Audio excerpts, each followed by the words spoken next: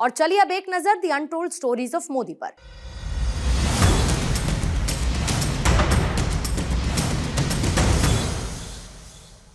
NDA में वापस आने के बाद हमें लगा कि हमें अनदेखा किया जाएगा, लेकिन प्रधानमंत्री जी से जो आदर और सम्मान मिला, ये देखकर हमें लगा कि जहां पर हमने छोड़ा था उससे कहीं ज्यादा हमको मिला है। ये कहना है केंद्रीय मंत्री जीतन राम मांझी का। The untold stories of Modi में ऐसी ही एक अनसुनी कहानी, जीतन राम मांझी की जुबानी।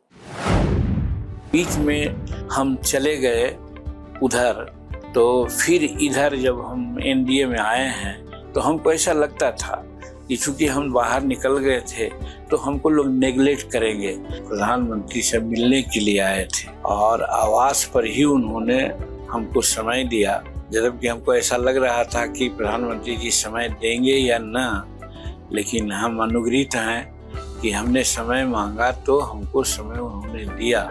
सिर्फ प्रधानमंत्री थे, हम थे, सभी एनडीए के नेताओं की बैठक हो रही थी 18 तारीख को जून में। तो जब हम बैठे तो प्रधानमंत्री जी का डैश जो बोलने का था उसके दाहिने बाएं साइड में हमारा टेबल था और दाहिने साइड में शिंदे जी का टेबल था।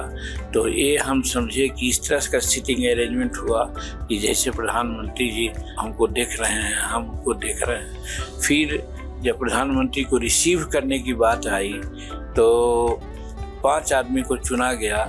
जेपी नड्डा साहब पहला, दूसरा में जीतन राम मांझी, तीसरा में शिंदे साहब। और फिर जब लंच का समय आया तो लंच के लिए टेबल बने हुए थे, तो टेबल नंबर 1 पर प्रधानमंत्री जी थे, उसके बाद शिंदे साहब थे, उसके बाद जीतन मांझी थे। ये 5 आदमी मिलके लंच किया।